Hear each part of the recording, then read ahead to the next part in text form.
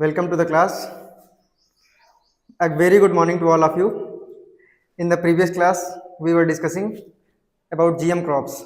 ठीक है, तो GM crops के हमने दो फायदे पढ़ लिए थे. First is better nutritional quality.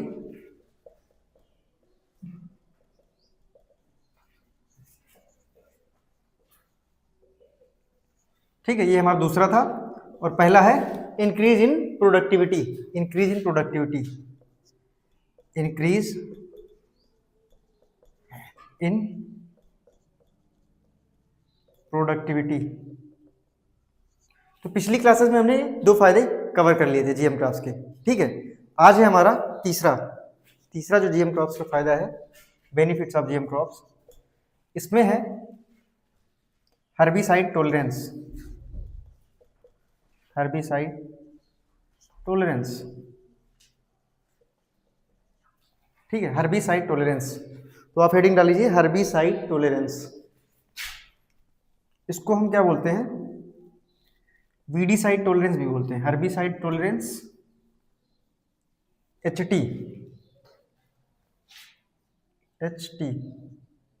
इसको बोलते हैं वीडीसाइड टॉलरेंस भी बोलते हैं. ठीक है, वीडीसाइड टॉलरेंस. तो ये हर्ब्स क्या होते हैं या वीड क्या होता है? तो जब हम कोई प्लांट लगाते हैं, जब कोई खेत में हम फसल लगाते हैं, तो उसमें जो मेन प्लांट है उसके साथ साथ कुछ एडिशनल प्लांट्स दिया जाते हैं. जो एडिशनल प्लांट्स होते हैं ये क्या करते हैं? ये आसपास के न्यूट्रिएंट्स ले लेते हैं और जो मेन प्लांट है उसको नहीं लेने देते. मतलब मेन प्लांट की ग्रोथ कम हो पाती है और जो वीड होता है अपने आप को जल्दी से ग्रो कर लेता है.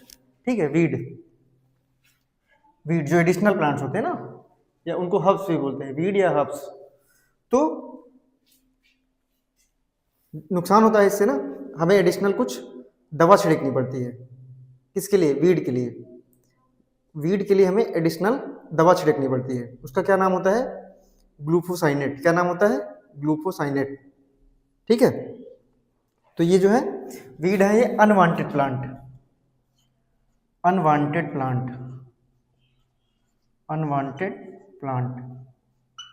ठीक है, unwanted plants in crop field.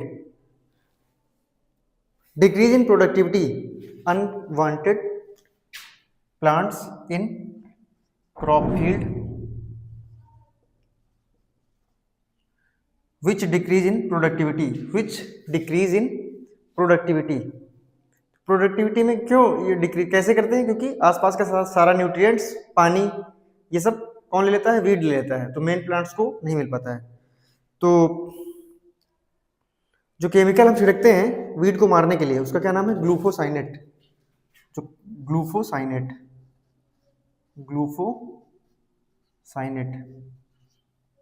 ठीक है, तो जब ग्लूफोसाइनेट छिड़क देंगे तो वीड मर जाएगा, लेकिन जो मेन प्लांट है वो बढ़िया से ग्रो करेगा. उस पर कोई निगेटिव असर नहीं होगा. मेन प्लांट पे उस पर कोई भी असर नहीं होगा. ठीक है, केवल ये वीड को नष्ट करने के लिए ग्लूफोसाइनेट छिड़कते हैं. लेकिन कुछ प्लांट्स में ऐसा देखा गया, जैसे सरसों है और कई सारे प्लांट्स हैं, उसमें मतलब सरसों में देखा गया मेनली, कुछ प्लांट्स में ऐसा देखा गया कि ये ग्लूफोसाइनेट छिड़कने से वीड तो मर रहा है, लेकिन वीड के साथ साथ मेन क्रॉप फील्ड है, जो मेन क्रॉप है उसको भी नुकसान हो रहा है. ठीक है, तो उसमें हम ग्लूफोसाइनेट नहीं छिड़क सकते ना. अगर ग्लूफोसाइनेट छिड़केंगे तो जो मेन प्लांट है वो भी नष्ट हो जाएगा. राइट. तो कोई ऐसी वैरायटी हमें बनानी पड़ेगी. केवल एक ही ऑप्शन है उसका. अगर ऐसे प्लांट्स में दो ऑप्शन है, या तो उसका मैनुअल पिकिंग करें हम, तो मैनुअल पिकिंग करने से लेबर कॉस्ट बहुत ज़्यादा लग जाती है. ठीक है, या फिर कोई ऐसी दवा छिड़कें जो क्या करे?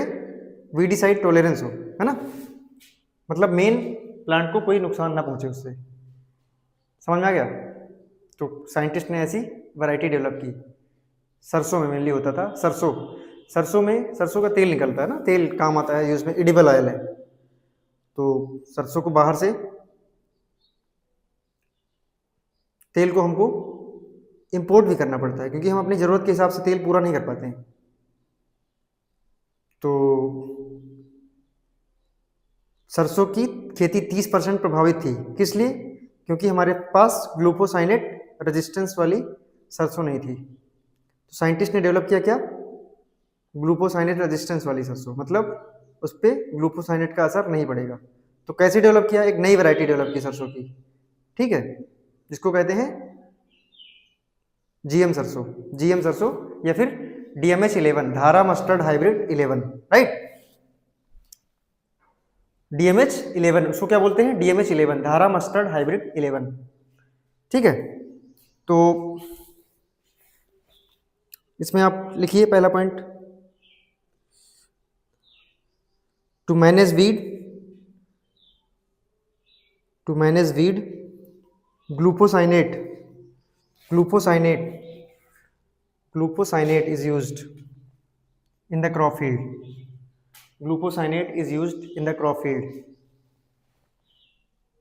but this cannot be used at mustard crop.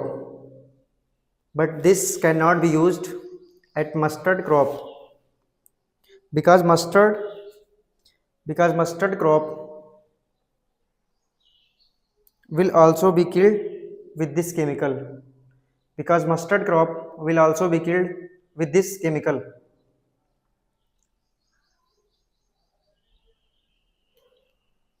ठीक है। तो केवल एक मैनुअल पिकिंग ऑप्शन बचा था, लेकिन उसमें लेबर कॉस्ट ज़्यादा आती थी। To deal with such problems, next point है, to deal with such problems HT variety has been developed. HT variety, HT herbicide tolerance, HT variety has been developed by Delhi University,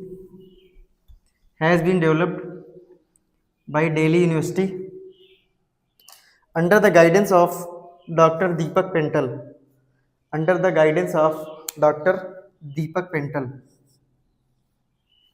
ठीक है। तो दीपक पेंटल ये vice chancellor थे DU के, right, और bio scientist भी थे। तो इनके लीडरशिप में एक नई वैरायटी डेवलप करी गई, glufosinate resistance. This HT mustard is known as DMH11, धारा मस्टर्ड हाइब्रिड 11, धारा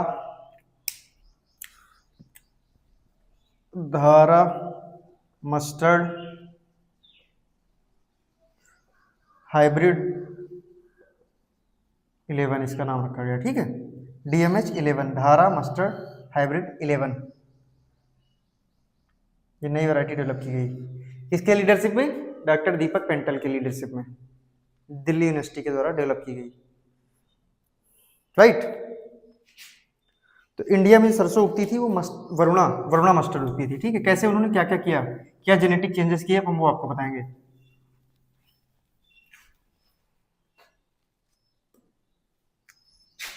जो इंडिया में सरसों उगती थी वरुणा मस्टर्ड, ठीक है। तो ये वरुणा मस्टर्ड ग्लूकोसाइनेट रेजिस्टेंस नहीं थी, तो 30% पैदावार हमारी सरसों की प्रभावित होती थी इससे, ठीक है। तो वरुणा मस्टर्ड में क्या जेनेटिक चेंजेस किए गए? तो ये धारा मस्टर्ड हाइब्रिड DMH11 बनाया गया ना, DMH11, धारा मस्टर्ड हाइब्रिड 11।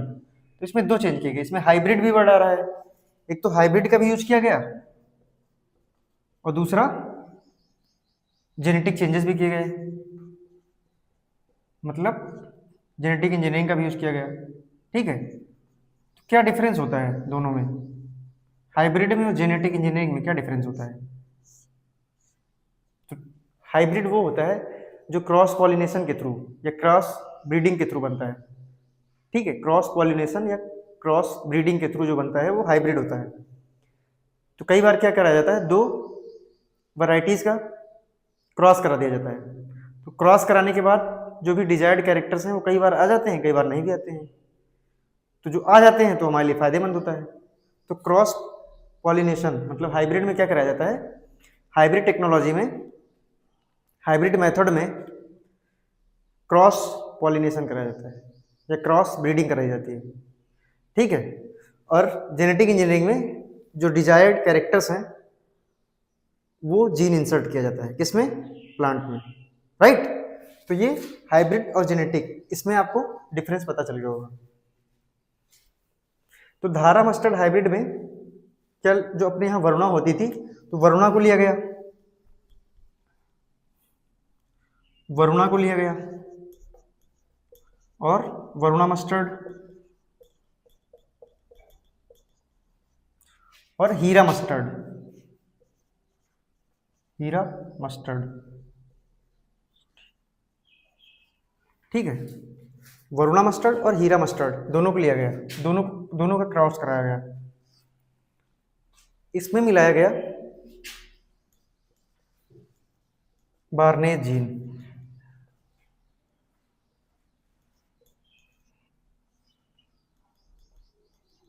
ठीक है। इसमें मिलाया गया बार जीन। ये बार जीन क्या था? ग्लूकोसाइनेट रेजिस्टेंस होता है, ग्लूकोसाइनेट रेजिस्टेंस होता है, ठीक है। बार जीन क्या होता है? ग्लूकोसाइनेट रेजिस्टेंस होता है। और बार्नेज जीन बताएंगे अभी। इसका, इन दोनों का जब क्रॉस पॉलिनेशन कराया गया, साथ ही इसमें एक जीन और मिलाया गया, बार स्टार जीन, बार स्टार जीन,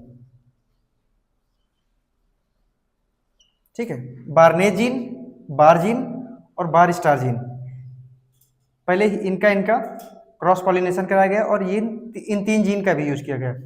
तो इससे जो नई वैरायटी की सरसों बनी उसको कहते हैं DMH11, DMH11 या फिर धारा मस्टर्ड हाइब्रिड 11, राइट। तो बार जीन क्या था? बार जीन है ये फॉर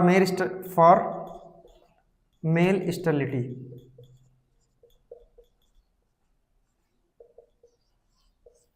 ठीक है। और barstar gene to remove the effect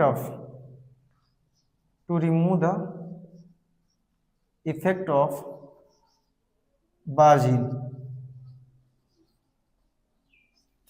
या फिर to remove the male sterility, क्योंकि ये बार जीन क्या करता था, मतलब to remove the effect of barnase gene, ठीक है, बार्नेज जीन। तो ये बार्नेज जीन क्या करता था? मेल स्टेरिलिटी के लिए बार्नेज जीन यूज किया गया था, मेल स्टेरिलिटी। तो क्यों किया गया इसको? क्यों इसमें डायरेक्ट ये ग्लूकोसाइनेट इसमें क्यों नहीं मिला दिया गया? वरुणा वाली में, अगर डायरेक्ट ग्लूकोसाइनेट कुछ टेक्निकल इश्यूज की वजह से नहीं मिल पा रहा था, ठीक है। तो किसमें मिलाया गया? हीरा मस्टर्ड में लेके मिलाया गया, क्या? बारजीन, ठीक है, ग्लूकोसाइनेट रेजिस्टेंस बनाने के लिए सरसों को। अब इन दोनों का क्रॉस पॉलिनेशन करा के DMH11 एक नई वैरायटी बनाई गई। तो सरसों के फूल में क्या होता है?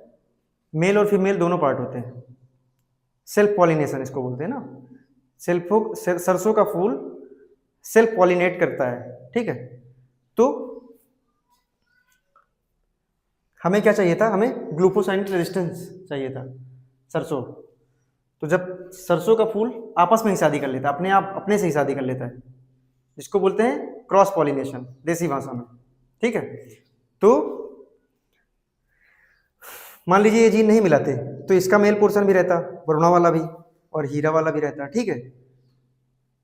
तो इसका, जब इसमें बार्नेज जीन नहीं मिलाते तो इसका मेल पोर्शन इसी की फीमेल से शादी कर लेता, इसी के फीमेल से पॉलिनेट करता, राइट।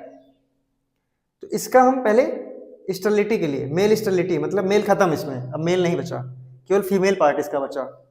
और इसका वाला मेल क्या करता है? इसके साथ क्रॉस पॉलिनेट करता है, क्रॉस ब्रीडिंग करता है। क्रॉस करने के बाद अब जो वरुणा मस्टर्ड में बार्नेज जीन था, ये क्या कर दिया था? उसको स्टेरलाइज कर दिया था मेल को। अब मेल की स्टेरिलिटी को भी खत्म करना ना, तो उसके लिए हमें एक नया जीन यूज किया गया, क्या? Barstar gene, to remove the effect of barnase gene, right. तो ये समझ में आ गया होगा। इससे जो सरसों बनी वो DMH11, धारा मस्टर्ड हाइब्रिड 11, राइट। अगर नहीं समझ में आया तो एक बार फिर से सुन लीजिएगा, मैंने पूरा समझाने की कोशिश करी है। जो नया सरसों बनेगा DMH11, कौन कौन से जीन यूज किए गए, बार्नेज जीन, बार जीन, बार स्टार जीन, राइट। इसको बना लीजिए।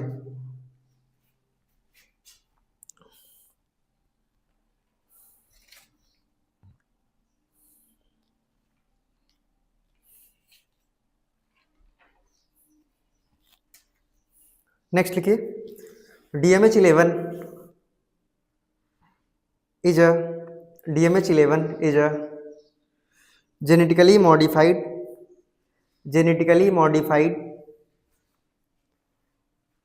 hybrid crop.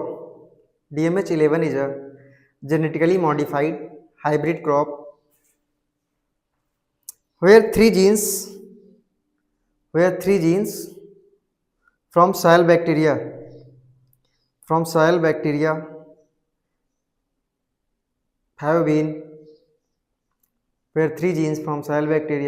have been inserted by genetic engineering.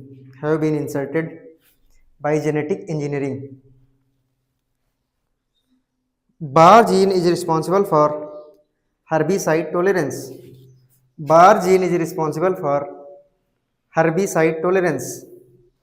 Right? Next point. Glufosinate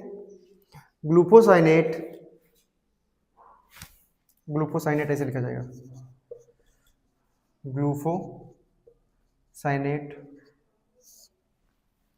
Glufosinate can be used on DMH11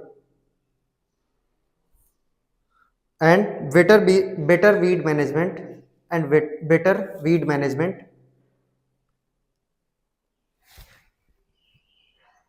can be done,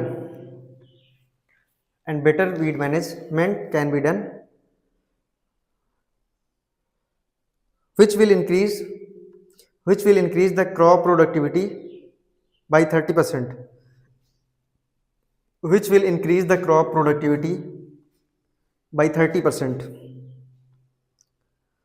Next point.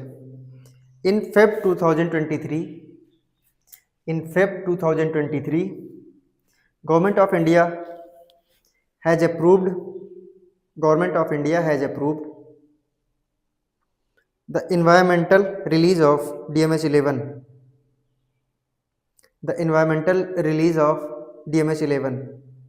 मतलब एक इन्वायरमेंटल रिलीज होता है testing के लिए, उसके बाद कॉमर्शियल रिलीज फाइनल लास्ट में होता है ना, कई तरह के टेस्टिंग के थ्रू गुजरता है ना।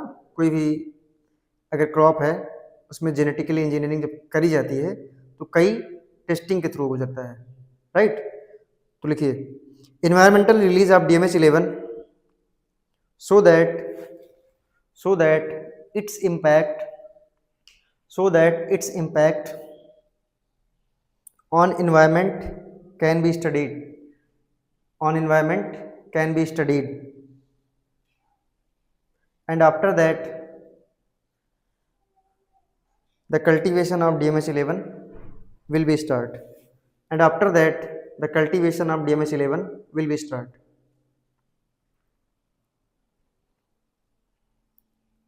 ठीक है, तो ये इन्वायरमेंटल रिलीज होगा, ये केवल टेस्टिंग के लिए होगा, right.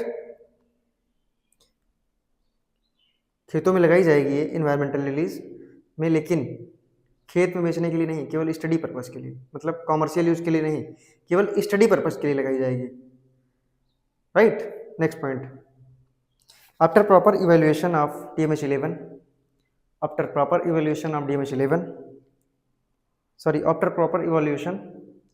DMH11 will be accepted for commercial cultivation in future. This will probably be the second GM crop in India.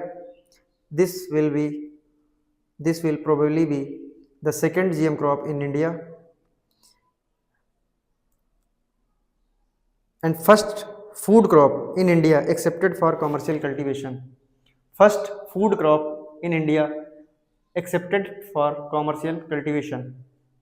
तो ये सेकंड जीएम क्रॉप होगी। पहली जीएम क्रॉप कौन सी आ चुकी है? बीटी कॉटन, हम पढ़ चुके हैं, ठीक है। या फिर बीटी कॉटन पढ़ा कि नहीं? बीटी कॉटन अभी नहीं पढ़ा, आगे पढ़ेंगे, ठीक है। तो पहली जो जीएम क्रॉप थी वो बीटी कॉटन थी। सेकंड जीएम क्रॉप कौन सी हो सकती है? जेनेटिकली मॉडिफाइड क्रॉप ये हो सकती है सरसों की, DMH11। और फर्स्ट फूड क्रॉप हो सकती है, क्योंकि जो बीटी कॉटन है वो फूड क्रॉप नहीं, वो कैश क्रॉप है, ठीक।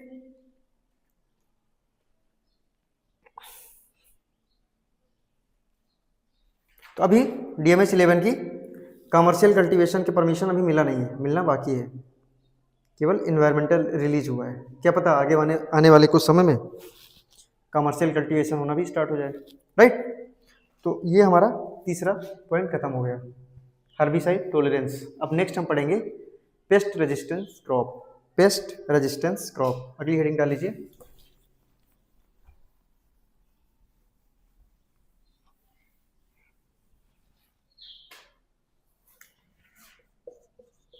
पेस्ट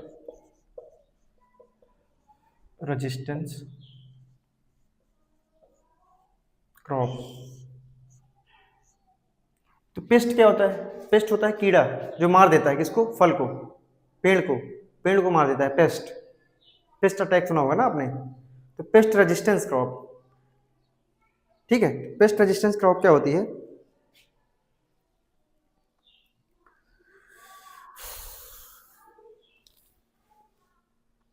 जिसपे पेस्ट का असर ही ना पड़े, वो है पेस्ट रेजिस्टेंस क्रॉप, पेस्ट का असर ना पड़े। तो इसमें हमने क्या कौन कौन सी, जैसे बीटी कॉटन बना लिया, ठीक है, जो पेस्ट रेजिस्टेंस है। BT brinjal, right, BT cotton, BT brinjal, BT मेज। बीटी मेज अपने यहाँ नहीं, अमेरिका में है, लेकिन ये सब पेस्ट रेजिस्टेंस है। तो क्या होता है, हमारे यहाँ जो कॉटन था, कॉटन का प्रोडक्शन विदर्भ क्षेत्र में होता है, ठीक है। गुजरात वाला थोड़े एरिया में होता है, महाराष्ट्र वाले थोड़े एरिया में होता है कॉटन का प्रोडक्शन। कॉटन जो है कैश क्रॉप है, ठीक है। India is second largest producer है किसका? कॉटन का। तो हम यूज करते हैं और एक्सपोर्ट भी करते हैं। पहला कौन है? China. After China India is second largest producer of cotton. तो यूज करते हैं, एक्सपोर्ट भी कर देते हैं। लेकिन कॉटन की पैदावार कम हो रही थी, जिससे कॉटन वाले जो फार्मर थे वो सुसाइड कर लेते थे। क्यों पैदावार कम क्यों हो रही थी?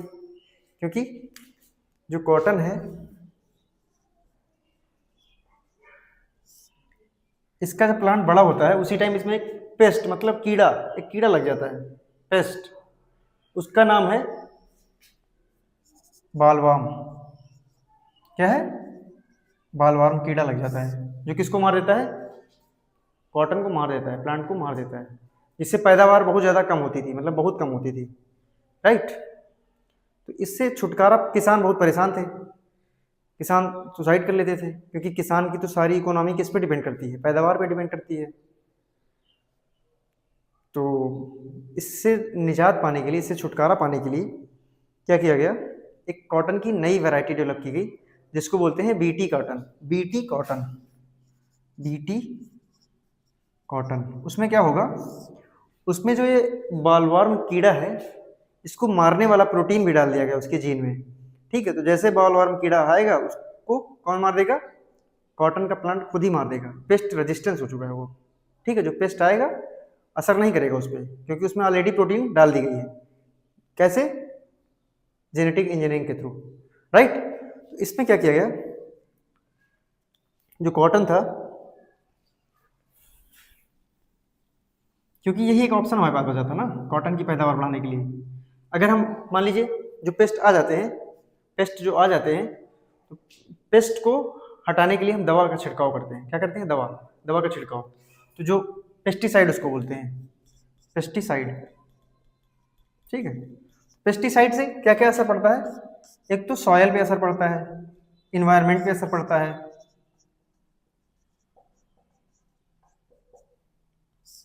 अदर प्लांट्स, या फिर सॉयल हो गया, कुछ जो इंपॉर्टेंट बैक्टीरिया होते हैं मिट्टी में पाए जाते हैं आसपास, वो मर जाते हैं ना। इंपॉर्टेंट बैक्टीरिया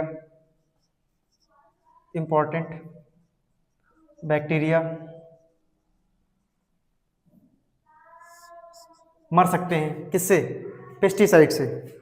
मतलब कैटल हेल्थ है, ह्यूमन हेल्थ है, इन पे सब पे वो बुरा असर करता है।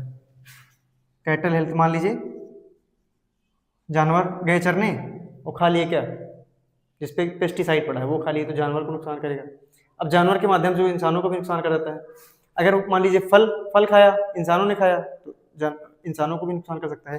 ठीक है, कैटल हेल्थ हो गया, ह्यूमन हेल्थ। या फिर कई बार जानवरों ने कुछ खाया और हम जानवर से दूध पीते हैं तो हमें भी चला आया, या फिर लोग मांस खाते हैं तो उनमें भी चला गया, राइट। जो भी नॉन वेजिटेरियन पॉपुलेशन है उनमें उनमें भी जा सकता है। तो ह्यूमन हेल्थ पे भी असर करेगा, कैटल हेल्थ पे भी असर करेगा। पेस्टिसाइड जो होगा, जो आसपास के बैक्टीरिया हैं उनको भी मार सकता है। इन्वायरमेंट पे भी बुरा असर पड़ेगा, सॉइल पे, मिट्टी पे भी बुरा असर पड़ेगा, राइट। बहुत ज़्यादा बायोडाइवर्सिटी के लिए भी खतरा है। तो पेस्टिसाइड का और महंगा भी है, तो कई सारे उसके पेस्टिसाइड मतलब नहीं यूज करना चाहिए, राइट। तो साइंटिस्ट ने क्या सोचा कि एक ऐसी वैरायटी डेवलप कर लें जिसके जीन में ही जेनेटिक इंजीनियरिंग करके वो प्रोटीन डाल दी जाए जो बाल वर्म को मार दे, जो उस कीड़े को मार दे। ठीक है, तो साइंटिस्ट ने नई वैरायटी डेवलप करी। कैसे? कॉटन की जीन में एडिटिंग करके। ये है नॉर्मल कॉटन, ठीक है, इस पे क्राई जीन्स डाल दिया, क्राई 1AB, क्राई 2AB, ये दोनों जीन्स मिक्स करके एक नई वैरायटी बना दी जिसको बोलते हैं BT cotton. BT cotton, Cry 1AB, Cry 2AB genes ये कहाँ से मिले? Soil bacteria, BT. बीटी मतलब बैसिलस थोरिनजेंसिस। एक मिनट, इसको ब्लैक पेन से लिख दें, बैसिलस थ्यूरिनजेंसिस।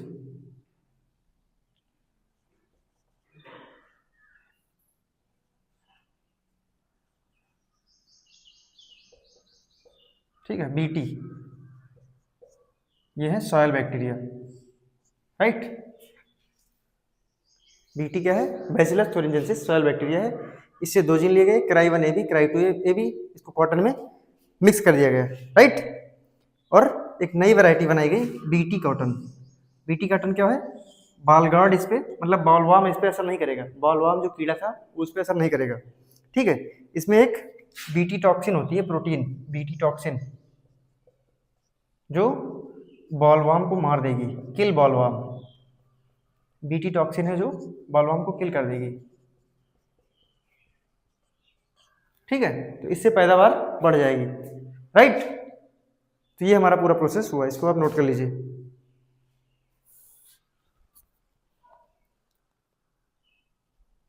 जो ये वाला कॉटन था, इसको कौन, this can be damaged by bollworm. Bollworm इस पे असर करता था, इसको डैमेज कर देता था कॉटन को। इसमें बैक्टीरिया में लग गया, बीटी कॉटन बन गया। बीटी टॉक्सिन प्रोटीन बनाता है, वो मार देता है किसको? बॉलवार्म को मार देता है, राइट। तो ये है बीटी कॉटन, इसमें लिख लीजिए बीटी कॉटन में।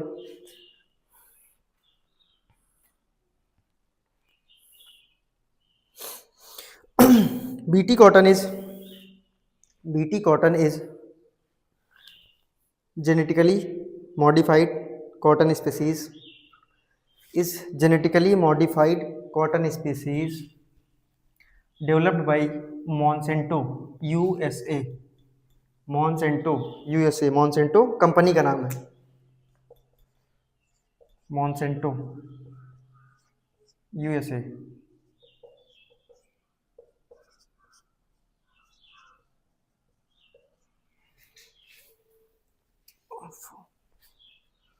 Under the influence of Cry genes, Cry 1AB, Cry 2AB, ठीक है। Under the influence of Cry genes, cotton plant produced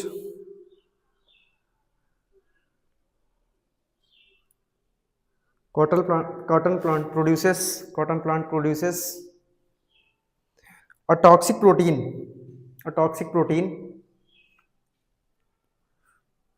which will kill bollworm and protect the crop. Next point, in India commercial cultivation of BT cotton in India. Commercial cultivation of BT cotton started in 2002. Started in 2002 after approval from GEAC. After approval from GEAC, Genetic Engineering Appraisal Committee.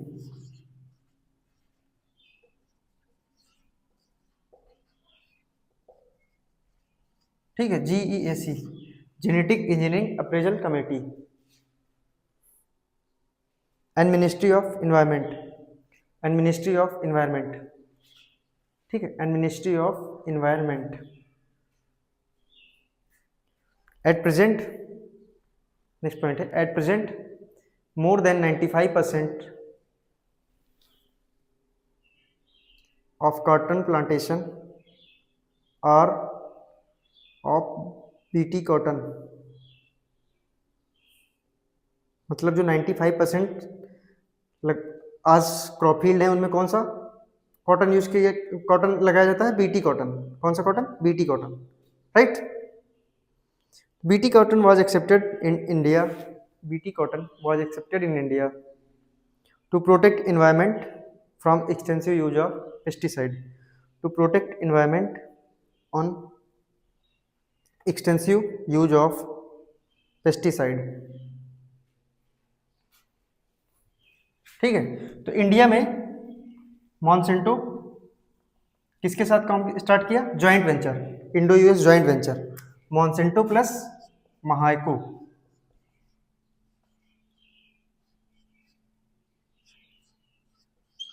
Monsanto और Mahyco, Maharashtra hybrid company, Mahyco में है Maharashtra hybrid company. Monsanto USA की है और ये है Maharashtra hybrid company. तो ये जॉइंट वेंचर है, ठीक है, यूएसए और इंडिया का जॉइंट वेंचर है, इंडिया, ठीक है। तो ये जॉइंट वेंचर है, कौन से नाम से बेचती है ये? बालगार्ड, क्योंकि बालवाम कीड़ा होता था जो पेस्ट होता था, बालवाम पेस्ट होता था जो कॉटन प्लांट को मार देता था। तो ये जो कंपनी है, दोनों का जॉइंट वेंचर है, ये बालगार्ड नाम से, बालगार्ड,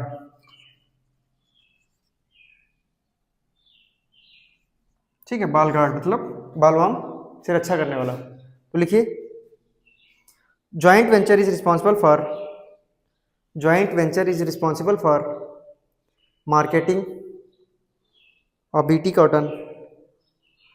ये Monsanto Mahyco joint venture is responsible for marketing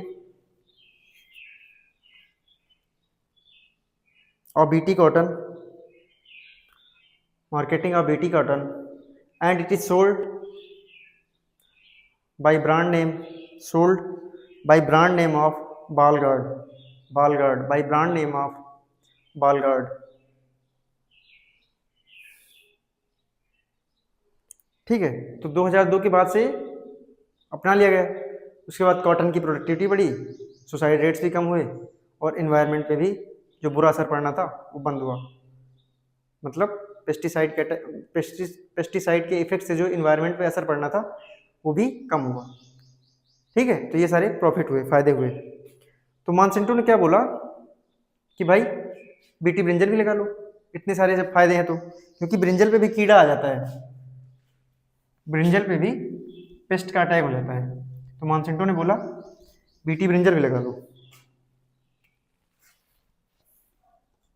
BT brinjal, क्योंकि Monsanto all over the world BT brinjal दे रहा था ऑलरेडी। ठीक है, तो बोला कि बीटी ब्रिंजल भी लगा लो। तो बीटी ब्रिंजल में थोड़ा सा लिख लीजिए या फिर सुन लीजिए केवल ऐसे ही, क्योंकि ये इंडिया में यूज नहीं किया गया। आया था एक बार, अप्रूवल मिला यूज करने के लिए, लेकिन नेशन वाइड प्रोटेस्ट हुआ, उसके बाद से इसको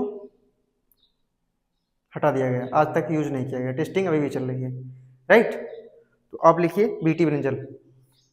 it was developed by Monsanto based on same technology. It was developed by Monsanto based on same technology, cry genes का यूज करके ना। कौन सी टेक्नोलॉजी यूज की गई थी? ब्रिंजल प्लस क्राइजीन बना था बीटी ब्रिंजल, बीटी ब्रिंजल, ठीक है। तो ये क्राइजीन इसमें भी यूज की गई थी, सॉइल बैक्टीरिया बैसिलस थ्रिंजेंसिस से मिलती हैं क्राइजीन्स, राइट। ठीक है, तो ये वाला ब्रिंजल था स्टेम एंड फ्रूट बोरर, मतलब इसमें छेद हो जाता था, damaged by stem and fruit borer, तो स्टेम और फ्रूट में होल हो जाता था इसमें। ये वाला brinjal, normal brinjal was damaged by stem and fruit borer, ठीक है। लेकिन बीटी ब्रिंजल इससे छुटकारा मिल गया, बीटी ब्रिंजल का यूज किया मॉन्सेंटो ने। तो जब इतना सारा फायदा बीटी कॉटन का हुआ तो मॉन्सेंटो ने बोला भाई इसको भी लगा लो, लेकिन क्या हुआ, प्रोटेस्ट हो गया था, फिर इसको बंद कर दिया गया। तो अगली लाइन लिखिए, इन 2008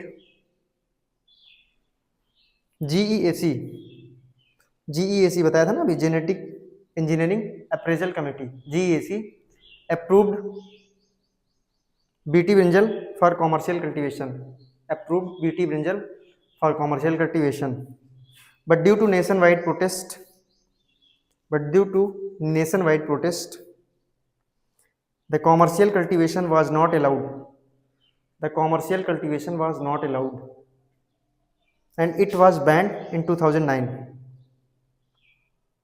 ठीक है। तो कॉमर्शियल कल्टीवेशन नेवर अलाउड, कभी अलाउड नहीं हुआ था, हुआ नहीं था, मतलब कॉमर्शियल कल्टीवेशन कभी इसका हुआ नहीं था, केवल बात चल रही थी कि अब इसको अलाउ करेंगे, लेकिन इसका हुआ नहीं था, ठीक है।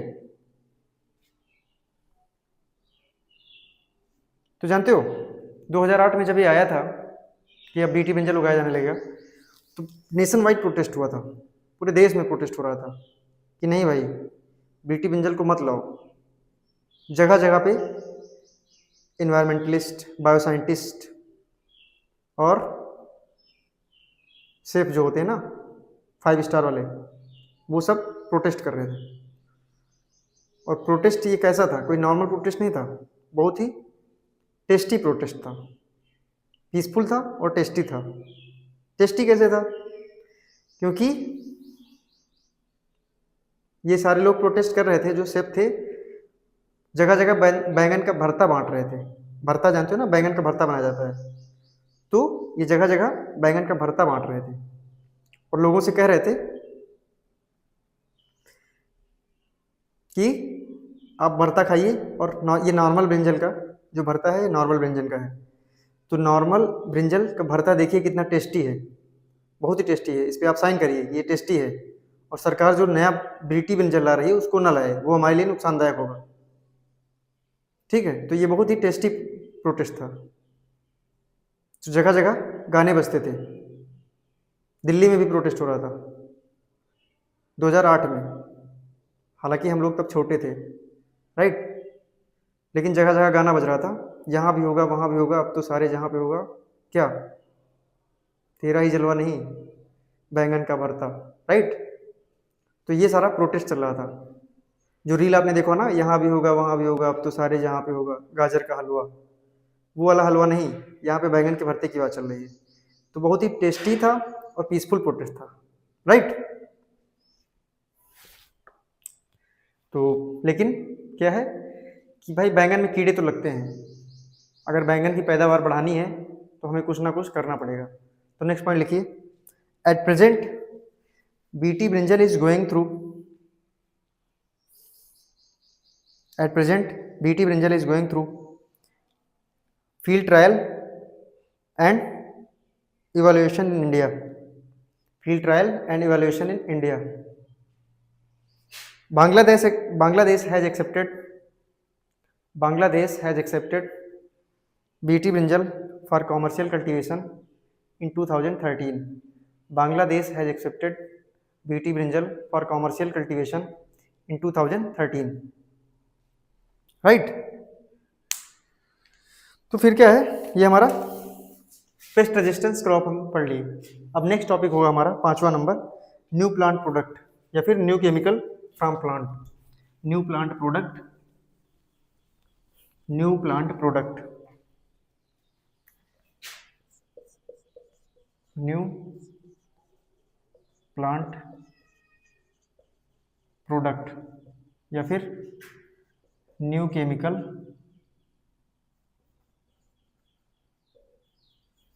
From plant.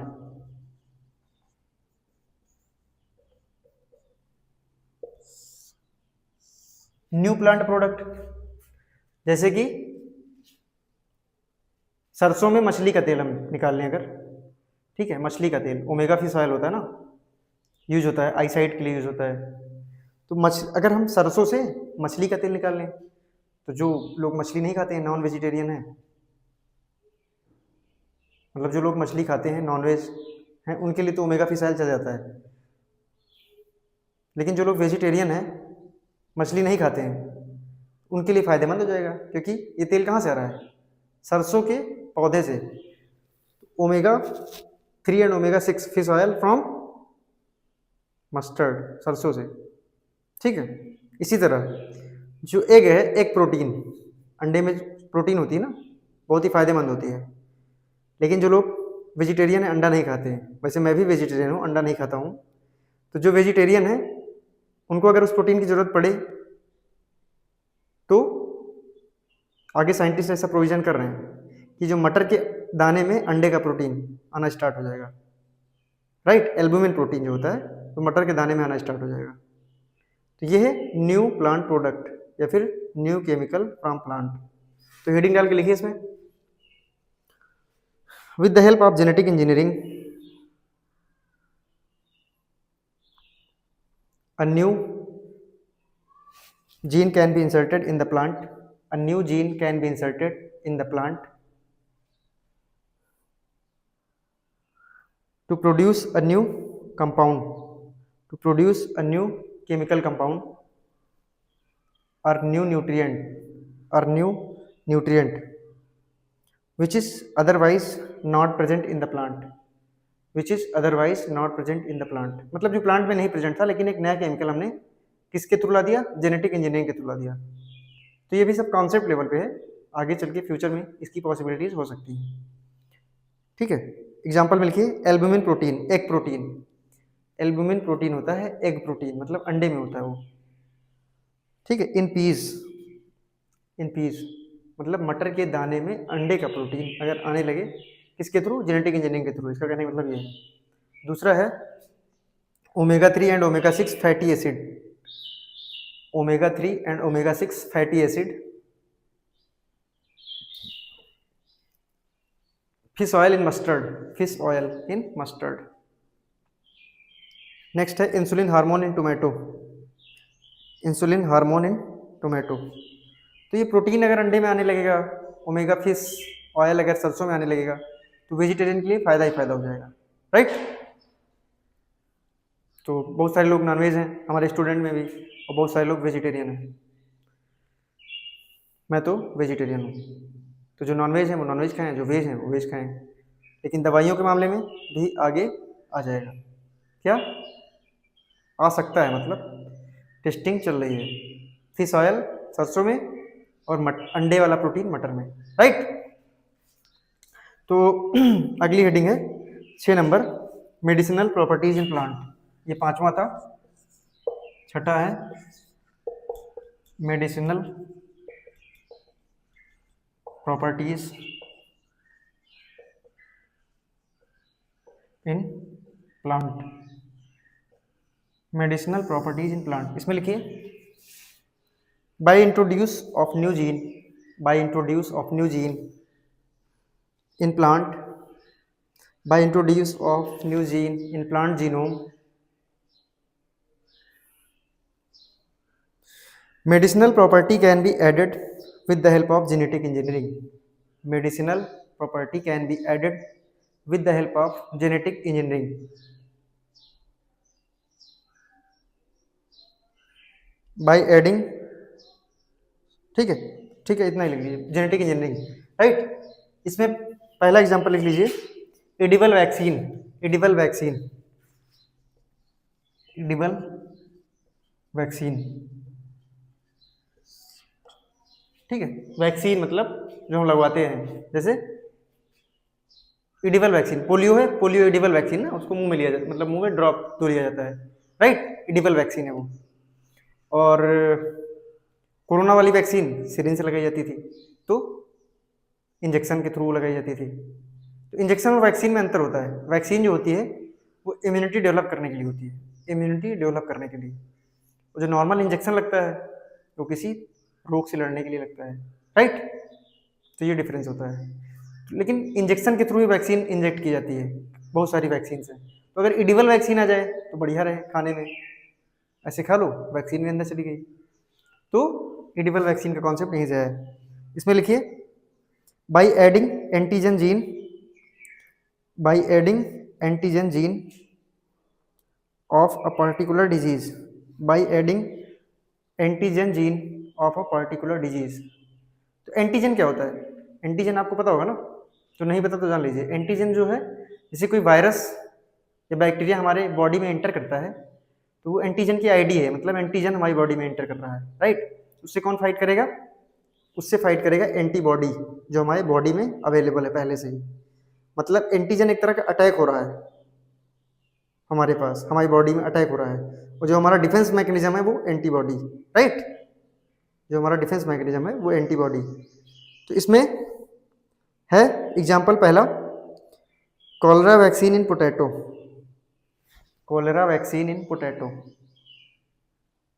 वो जीएम पोटैटो होगा, जीएम पोटैटो जिसमें कॉलरा की वैक्सीन होगी, राइट। नेक्स्ट है पर्ट्यूसिस वैक्सीन इन बनाना, पर्ट्यूसिस वैक्सीन इन बनाना, पर्ट्यूसिस होता है ना, पर्ट्यूसिस, वूपिंग कफ जिसको बोलते हैं, खांसी सर्दी होने हो जाती है बच्चों में, पर्ट्यूसिस, पर्ट्यूसिस वैक्सीन इन बनाना, राइट। नेक्स्ट है, तो ये दो हो गए। अगला एग्जांपल है medicine in plant, edible vaccine हो गया पहला एग्जांपल। दूसरा है medicine in plant, medicine in plant, medicine in plant.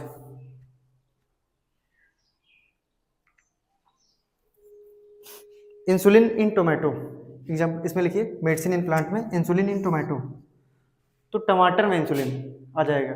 अभी जो डायबिटिक पेशेंट होते हैं वो इंसुलिन बाहर से लेते हैं, राइट। लेकिन अगर टमाटर में इंसुलिन आएगा, जो बाहर से लेते हैं उनको एक छोटी सी नीडल लगानी पड़ती है, उसके थ्रू हो जाता है क्या, इंसुलिन। लेकिन जब टमाटर आ जाएगा, टमाटर में वैक्सीन आना स्टार्ट हो जाएगी, तो टमाटर खा लेंगे तो उनको क्या मिल गया, इंसुलिन भी मिल गया, राइट। तो टमाटर खाओ, स्वस्थ रहो, मस्त रहो, व्यस्त रहो, पढ़ाई करते रहो, टमाटर बड़े मजेदार, राइट। तो टमाटर में ही मेडिसिन मिल जाएगी। तो ये जो 5 नंबर और 6 नंबर कॉन्सेप्ट है, टमाटर बड़े मजेदार, रील वील ज्यादा मत देखा करो, केवल पढ़ाई पे ध्यान दिया करो थोड़ी देर, मतलब रील देखो ही ना, रील बहुत ही एडिक्टिव चीज है। तो ये जो 5 और 6 है, ये जो हमने स्टार्टिंग के 4 प्रॉफिट पढ़े थे, जीएम क्रॉप्स के बेनिफिट्स पढ़े थे, वो तो अभी करंट में यूज हो रहे हैं, उनका चारों का यूज किया जा रहा है। हमने अच्छे से पढ़ा भी, कुछ एग्जाम्पल भी दिए हमने, राइट। लेकिन ये जो 5वां और 6ठा अभी हमने बात किया, ये फ्यूचरिस्टिक है, ये अभी नहीं, ये फ्यूचर में यूज होगा। अभी इस पे ट्रायल चल रहे हैं, इधर लेबोरेटरी में एक्सपेरिमेंटेशन चल रहे हैं इसमें, ठीक है। तो ये दोनों हमारा फ्यूचर है, फ्यूचर में ऐसा पॉसिबल होगा, राइट। तो जीएम क्रॉप हमारा, जीएम क्रॉप के बेनिफिट्स हमारे कंप्लीट हो गए। मतलब अब हम पढ़ रहे थे जीएम क्रॉप, तो हमारा ये जीएम क्रॉप खत्म हो गया। अगला टॉपिक हम शुरू करेंगे, कौन सा शुरू करें, ट्रांसजेनिक हो गया था ना, ट्रांसजेनिक जीएम क्रॉप। अब है non transgenic GM crop. Heading डाल लीजिए, non transgenic GM crop, non transgenic GM crop.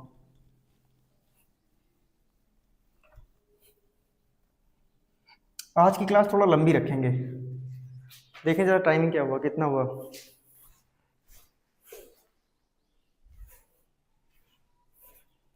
अभी तो 49 मिनट ही हुए हैं, थोड़ा और आज बढ़ाते हैं। राइट, तो हेडिंग डाल लीजिए नॉन ट्रांसजेनिक जीएम क्रॉप। हम लोग वो पीछे चल रहे हैं सिलेबस में। नॉन ट्रांसजेनिक जीएम क्रॉप, तो जैसे ऑफलाइन क्लासेस में हम पढ़ाते हैं तो उसमें क्या रहता है, जो यहाँ रिकॉर्डेड क्लास है इसे दुगना टाइम लगता है। इसमें जैसे 1 घंटे लगते हैं रिकॉर्डिंग में, तो दुगना से भी कई बार ज़्यादा लग जाता है ऑफलाइन क्लासेस में। राइट, लाइव क्लासेस में भी लगभग दुगना टाइम लगता है, क्योंकि उसमें भी कमेंट पढ़ने में टाइम जाता है, और कुछ लोग नंबर का एक्सचेंज कर रहे होते हैं, उनको सबको शांत कराने में कोई गाली बक रहा होता है, दुनिया भर की चीज़ें करने के बाद उसमें भी दुगना टाइम लगता है। ये रिकॉर्डेड क्लास है, और इसमें कितना टाइम लगता है, इसमें आपका आधा टाइम लगता है। तो जो हम 80 घंटे बताए थे वो मुझे लगता है 40 ही लगेंगे, क्योंकि पहली बार हम ये एक्सपेरिमेंट कर रहे हैं, सारी क्लासेस रिकॉर्ड कर रहे हैं। क्योंकि लाइव क्लासेस में तो 80 घंटे लगते ही थे, 80 से 85 लग जाते थे कई बार बैच कंप्लीट कराने में। राइट, तो हेडिंग आपने डाल लिया नॉन ट्रांसजेनिक जीएम क्रॉप। इसमें लिखिए नॉन ट्रांसजेनिक जीएम क्रॉप क्या होती थी, जिसमें कोई भी फॉरेन जीन ऐड नहीं किया जाता था, कोई भी फॉरेन जीन ऐड नहीं किया जाता था, केवल उसका जीन रिमूव कर दिया जाता था। और कई बार देखा गया कि जीन को रिमूव कर देने से ही बहुत सारे फायदे मिल जाते हैं, जैसे पैदावार बढ़ जाती है। तो होता क्या है, चलो अच्छा एक कहानी और सुनते हैं। जब हम लोग छोटे थे तो सरकारी स्कूल में पढ़ने जाते थे।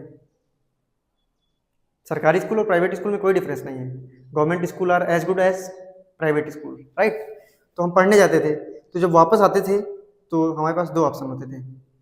एक मेड़ में चले आओ, मतलब खेत से, उसको मेड़ बोलते हैं। जो एक खेत से दूसरे खेत के बीच में थोड़ी सी पतली रास्ता होती है वो मेड़ होती है। तो चाहे मेड़ चले आओ और चाहे रोड से चले आओ। तो मेड़ से आने में थोड़ा शॉर्टकट पड़ जाता था और रोड से आने में थोड़ा दूर पड़ता था। तो हम लोग क्या करते थे, मेड़ आ जाते थे पैदल पैदल। उस टाइम चावल के जो मतलब राइस होता था, जो धान, तो उस टाइम धान के जो प्लांट थे वो इतने बड़े हुआ करते थे। ठीक है, बड़े बड़े हुआ करते थे, काफ़ी बड़े होते थे। लेकिन अब कुछ छोटे हो गए। क्यों? क्योंकि जो उसमें जेनेटिक चेंजेस कर दिए गए। तो जो उसमें या कई बार देखो, हाँ, पहले आम के पेड़ बहुत बड़े बड़े हुआ करते थे, अब आम के पेड़ छोटे हो गए। पपाया बहुत बड़े बड़े हुआ करते थे, अब पपाया भी छोटे हो गए। ये आम का एक आम्रपाली मैंगो है, वो छोटा सा ही होता है, उसमें बहुत सारा आम लगता है। राइट, और इसी तरह जो पपाया है, पपाया, तो पपाया गमले में रख दो, उसको चारों तरफ से बांधना पड़ता है, इतना ज़्यादा उसमें फ्रूट्स हो जाता है। इसी तरह राइस वाले जो प्लांट थे वो बड़े बड़े होते थे, लेकिन अब छोटे हो गए। बड़े होते थे उनमें पैदावार भी कम होती थी, और छोटे हो गए और प्लस पैदावार भी बढ़ गई, दोनों चीज़ें एक साथ साथ हुआ। ये कैसे हुआ? तो जो प्लांट है वो क्या करता है, फोटोसिंथेसिस के थ्रू ही वो अपने आप को बड़ा करता है। उसमें जो फ्रूट्स आते हैं वो भी फोटोसिंथेसिस की वजह से ही आते हैं। ठीक है, तो फोटोसिंथेसिस से जो उसको एनर्जी मिलती थी, जो उसको न्यूट्रिएंट्स मिलते थे, उनका वो यूज अपने आप को बड़ा करने में करता था पहले। लेकिन अब जो फोटोसिंथेसिस से उसको न्यूट्रिएंट्स मिल रहे हैं, वो बड़ा नहीं कर रहा अपने आप को। वो क्या कर रहा है, वो छोटा ही है लेकिन उसकी अपनी पैदावार बढ़ा रहा है वो उसी न्यूट्रिएंट्स का यूज करके। राइट, तो एक तो हम बड़े हो गए तो हमें चावल के पौधे भी छोटे छोटे दिखने लगेंगे, पहला तो ये है। लेकिन ये वाला इसमें साइंटिफिक नहीं है। दूसरा क्या साइंटिफिक है कि जो बड़ा बड़ा प्लांट होता था, फोटोसिंथेसिस के बाद जो न्यूट्रिएंट्स मिलते थे अपने आप को बड़ा करने में वो यूज कर लेता था। लेकिन अभी जब प्लांट छोटे हो गए तो वो फल में वही न्यूट्रिएंट्स यूज कर रहा है, मतलब प्रोडक्ट में वही यूज कर रहा है। तो आम के जो बड़े बड़े पेड़ अपना फोटोसिंथेसिस में पूरा लगा देते थे न्यूट्रिएंट्स, वो अब छोटे ही रह जाते हैं। लेकिन वो सारा न्यूट्रिएंट्स कहाँ दे देते हैं, वो सारा न्यूट्रिएंट्स फ्रूट में लगा देते हैं, आम के फल में लगा देते हैं। राइट, तो पैदावार बढ़ गई, साइज छोटा है लेकिन पैदावार बढ़ गई, ये कहानी हुई। तो ऐसा देखा गया कि कई बार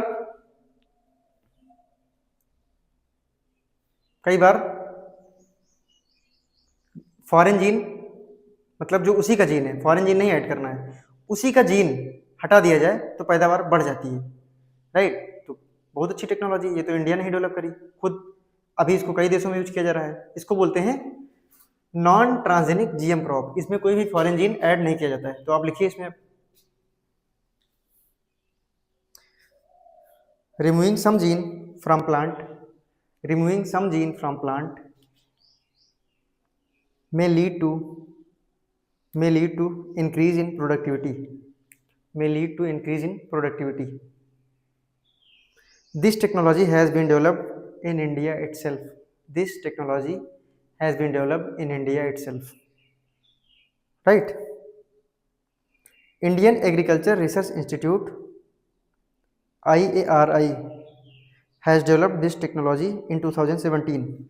Indian Agriculture Research Institute, Indian Agriculture Research Institute in 2017, 2017 में इसको यूज किया, राइट, इसको बनाया 2017 में इसको बनाया। तो प्रोडक्टिविटी भी बढ़ जाती है और क्वालिटी भी बढ़ जाती है, इससे कई बार देखा गया, प्रोडक्टिविटी बढ़ जाती है प्लस क्वालिटी बढ़ जाती है, प्रोडक्टिविटी और क्वालिटी दोनों बढ़ जाती है। किससे? IARI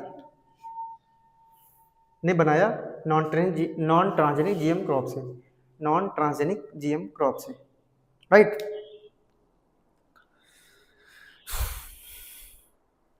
नेक्स्ट लाइन लिखिए, in Indian agriculture research institute, नहीं sorry, Indian agriculture research institute has developed this technology, has developed this technology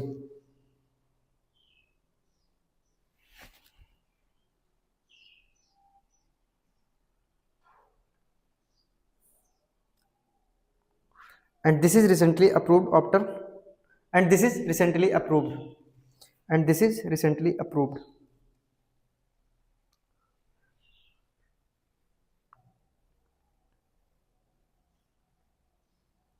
right?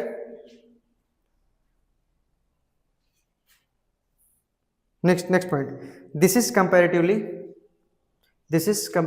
newer technology,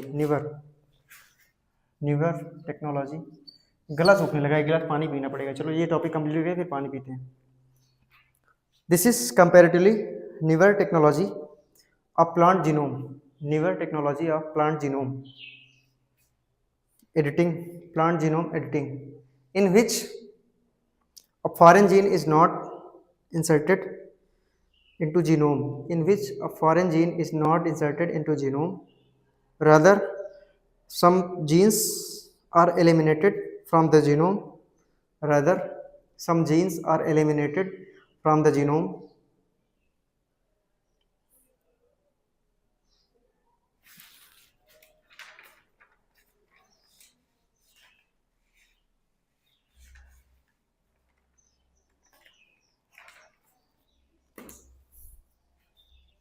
to get desired result, to get desired result, to get desired result. Such crops can be termed as genetically modified but cannot be termed as transgenic. Such crops can be termed as genetically modified but not termed as transgenic, right? तो Australia, Canada, Japan ये भी ये technology use कर रहे हैं। Australia, Canada, USA and Japan are also using this technology. Australia, Canada, USA and Japan are also using this technology.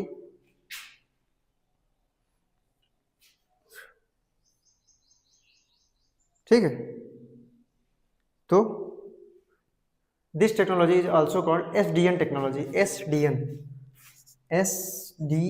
technology, site detective nuclease, site directed nuclease, sorry, site direct, गला सूख गया तो बोलते नहीं बन रहा, site directed nuclease। Offline classes में 2 घंटे से ऊपर हो जाता है यहीं पे, ठीक है, लेकिन ये ऑनलाइन क्लास चल रही है तो इसमें थोड़ा मतलब ये रिकॉर्डेड क्लास चल रही है तो इसमें क्या हो रहा है, इसमें थोड़ा जल्दी हो जा रहा है और बोलना हमें ही पड़ रहा है इसमें, ठीक है। तो एक गिलास पानी पीना पड़ेगा। SDN1 site directed nucleus, site directed nucleus, SDN2, SDN2, इसका 1 हो जाएगा, इसका साइड डायरेक्टेड न्यूक्लियस 2। ठीक है, ये सेट ऑफ एंजाइम यूज किया जाता है किसको, जीन को कट करने के लिए, ठीक है, रिमूव करने के लिए सेट ऑफ एंजाइम्स का यूज किया जाता है, तो इसको कहते हैं SDN टेक्नोलॉजी। ठीक है,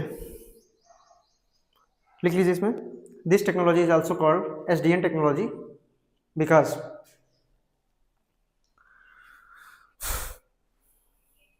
set of gene because the genes are removed by a set of enzyme known as because the genes are removed by a set of enzymes known as SDN1, SDN2, site directed nucleus 1, site directed nucleus 2। ठीक है, तो ये है हमारा SDN technology. अगली heading डाल लीजिए, benefits of SDN technology, benefits of SDN technology oblique non transgenic GM crop, non transgenic GM crop. तो इसको आप लिखिए, प्यास लगी, 1 मिनट का टाइम दीजिए, मैं पानी पी के आ रहा हूँ, 1 मिनट लगेगा।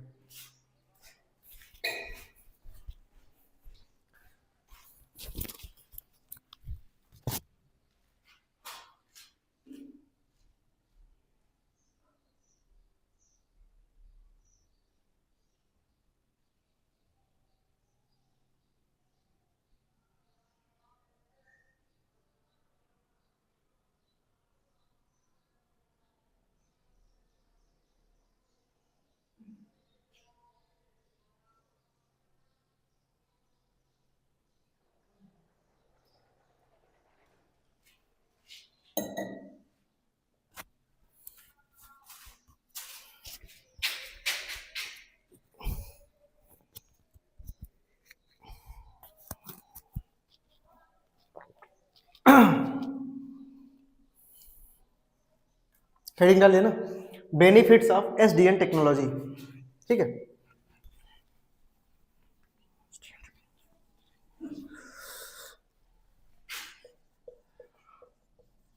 बेनिफिट्स ऑफ SDN टेक्नोलॉजी या फिर benefits of non transgenic GM crop, non transgenic GM crop. Right, तो ये क्या क्या बेनिफिट्स है इसके आप नोट करिए आप। पहला बेनिफिट्स है, no foreign gene is inserted, no foreign gene is inserted,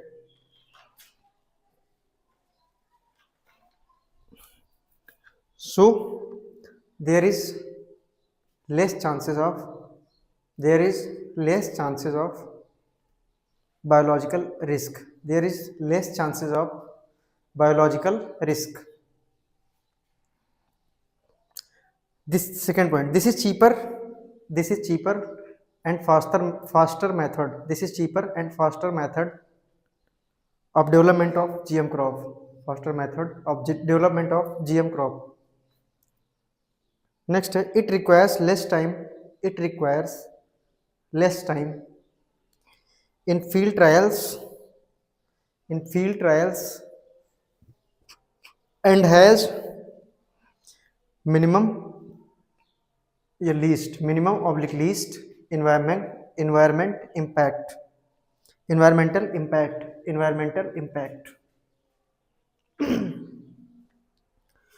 चौथा पॉइंट है, many countries who are against for GM crop can accept non-transgenic GM crop and it may boost export in India,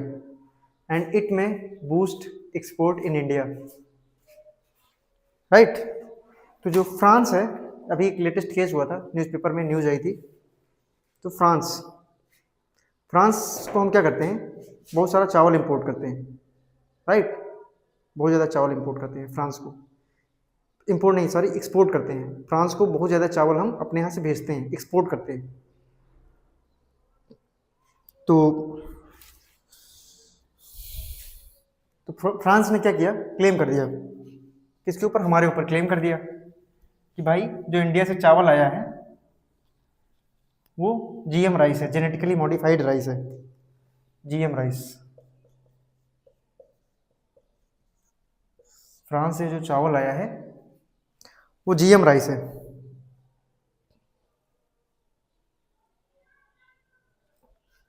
genetically modified rice है। तो ये कैसे? क्योंकि हम तो GM rice लगाते ही नहीं है, तो ये कैसे पॉसिबल है भाई? ये तो झूठी न्यूज़ है। बाद में इस न्यूज़ जब वहाँ से आई, पहले तो इंडिया ने मना किया कि भाई नहीं, हम तो जीएम राइस उगाते ही नहीं हैं। लेकिन जब इसका इन्वेस्टिगेशन किया गया, केस को जब इन्वेस्टिगेट किया गया, तो इसमें पता चला कि हाँ सच में गया था। हमारे यहाँ से 500 मीट्रिक, मतलब 500 टन 500 टन 500 टन राइस, ठीक है, 500 टन राइस जो है गया था। 500 टन राइस गया था। कहाँ से? हमारे यहाँ से 500 टन चावल गया था जो कि जेनेटिकली मॉडिफाइड था। तो ये कैसे पॉसिबल हुआ?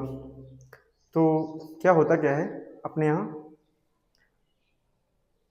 दो तरह के एक्सपेरिमेंट होते हैं। पहला लैब एक्सपेरिमेंट। लैब एक्सपेरिमेंट कौन करता है? साइंटिस्ट करते हैं। तो जब साइंटिस्ट किसी भी जेनेटिक क्रॉप का पहले लैब एक्सपेरिमेंट करते हैं, तो जब लैब में एक्सपेरिमेंट सक्सेस हो जाता है तब वो फील्ड ट्रायल के लिए आते हैं, फील्ड एक्सपेरिमेंट। फील्ड में एक्सपेरिमेंट में क्या करते हैं, वो लीज पे लेते हैं, खेत लीज पे लेते हैं और किसानों को सीड दे देते हैं कि भैया आप सीड ले लो, ये वाला लगाओ। वापस उसको वही खरीद लेते हैं, उसको मार्केट में नहीं बेचना होता है, उसको वही खरीद लेते हैं। लेकिन किसान क्या करते हैं, होशियारी कर देते हैं। हरियाणा के कुछ किसान या पंजाब के कुछ किसान होशियारी कर देते हैं, या मतलब कहीं के भी किसान होशियारी कर ही सकते हैं। उस जो भी सीड होता है तो बो देते हैं पूरा, और बोया, उसके बाद जो धान हुआ, धान को काट के अपना जो जेनेटिकली मॉडिफाइड राइस था उसको तो रख लिए वो अपने पास, और दूसरा राइस किसको दे दिए? साइंटिस्ट को दे दिए। क्यों? क्योंकि वो राइस बड़ा था साइज में, तो उसको रख लिए। पैदावार भी अच्छी हुई, उसको रख लिया। लेकिन दूसरा राइस बदले में दे दिया साइंटिस्ट को, और उसके बाद वही ले जाके कहाँ बेच दिया? एफसीआई के गोदाम में बेच दिया। और जब वो राइस गया तो वहाँ पे चेक हुआ फ्रांस में, क्योंकि फॉरेन कंट्रीज जो है वो जीएम, मतलब जो यूरोपियन कंट्रीज हैं वो जीएम क्रॉप पे भरोसा नहीं करते हैं, काफ़ी ज़्यादा टेस्टिंग के बाद वो खाना खाते हैं। तो वहाँ पता चला ये तो जीएम राइस है। बाद में क्षमा मांगा इंडिया ने, माफ़ी मांगी। तो ऐसे हमारे किसान हैं, मतलब कुछ किसान, ठीक है। तो भारत की इंटरनेशनल बदनामी भी हुई इस पर। बदनामी भी कई तरह की होती है ना, एक बार जब अपने घर वालों के सामने बदनामी हो जाती है, कई बार सोसाइटी में हो जाती है, और कई बार इंटरनेशनल बदनामी। तो ये वाली इंटरनेशनल बदनामी थी, ठीक है। तो we started losing our goodwill in agriculture sector, इस घटना के बाद से, ठीक है। हमने हालांकि एक्सेप्ट कर लिया ताकि फ्रांस से हमारी दोस्ती बनी रहे। फ्रांस इस समय इंडिया का बहुत ज़्यादा सपोर्ट करता है हर एक चीज़ में, डिफेंस के मैटर में भी, और यूनाइटेड नेशन में भी इंडिया का बिल्कुल ट्रस्टेड पार्टनर है, राइट। तो अगर हम ये टेक्नोलॉजी एक्सेप्ट कर लेंगे, कौन सी? एसडीएन टेक्नोलॉजी, एसडीएन टेक्नोलॉजी या फिर नॉन ट्रांसजेनिक जीएम क्रॉप वाली टेक्नोलॉजी एक्सेप्ट कर लेंगे, तो जो लोग जीएम फूड नहीं अपनाना चाहते हैं वो ये टेक्नोलॉजी यूज कर सकते हैं, क्योंकि इसमें बायोलॉजिकल रिस्क कम है, राइट। तो नेक्स्ट हेडिंग डालिए, regulation of GM crop in India. Regulation of GM crop in India, regulation of GM crop in India.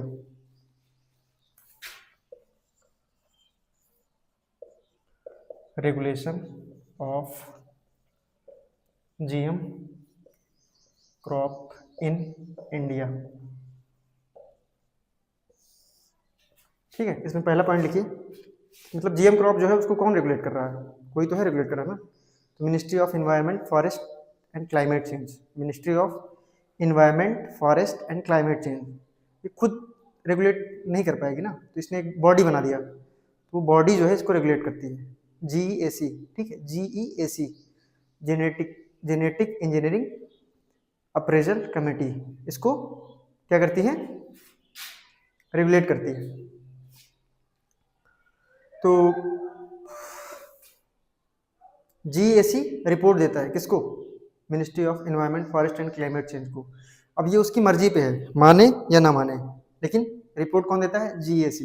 तो इसमें पहला पॉइंट लिखिए, GM crops come under ministry of environment forest and climate change.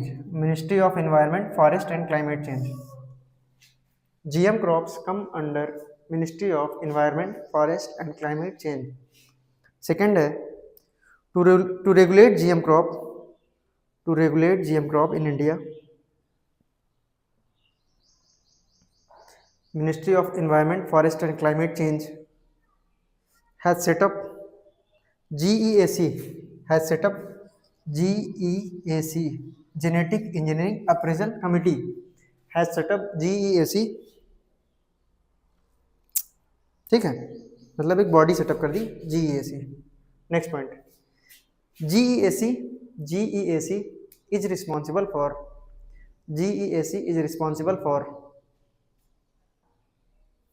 Export, import, testing, evaluation and approval of GM crop in India. Export, import, testing, evaluation and approval of GM crop in India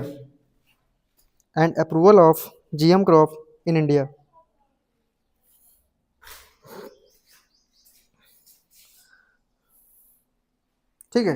तो lab trial और field trial हमने बताया था ना, lab trial क्या होता है, field trial क्या होता है। लैब ट्रायल में साइंटिस्ट एक्सपेरिमेंट करते हैं लेबोरेटरी में, और फील्ड ट्रायल में किसान जो है, मतलब साइंटिस्ट सीड दे देते हैं और वो खेतों में उगा के एक्सपेरिमेंट करते हैं under the supervision of scientist. मतलब किसान सीड्स वगैरह कौन लगाएगा? किसान लगाएंगे, but under the supervision of scientist. तो फार्मर क्या करते हैं, कई बार सीड वगैरह चुरा लेते हैं।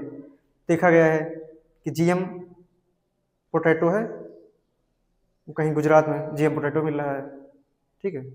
GM राइस, हरियाणा में GM राइस मिल रहा है, और इसी तरह BT ब्रिंजल कहीं मिल रहा है, right.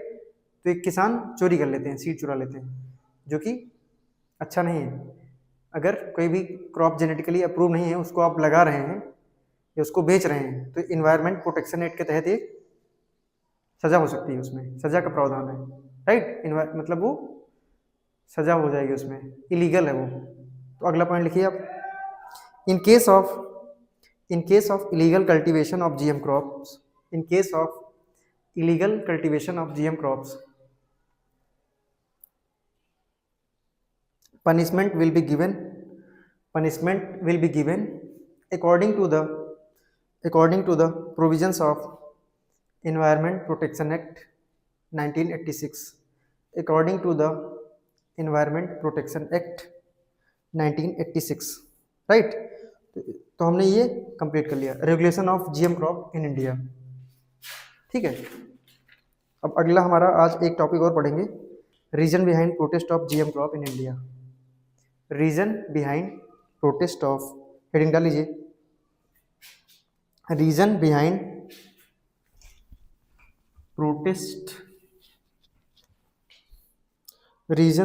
Protest of GM crop in India.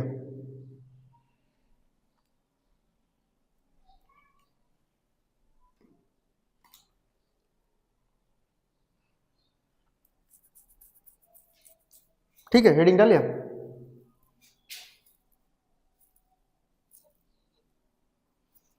Heading डालिए ना। तो आप लोग क्या कल से पढ़ रहे हैं, GM क्रॉप के इतने फायदे हैं, इतने सारे फायदे हैं, पैदावार भी बढ़ रही है, न्यूट्रिशनल क्वालिटी भी आ रही है, और बहुत सारे फायदे हैं जो आ रहे हैं। लेकिन उसके बाद भी क्या देखा कि इंडिया कोई भी GM क्रॉप अभी तक फूड क्रॉप नहीं उगा रहा है, GM फूड क्रॉप कोई भी नहीं उगा रहा है।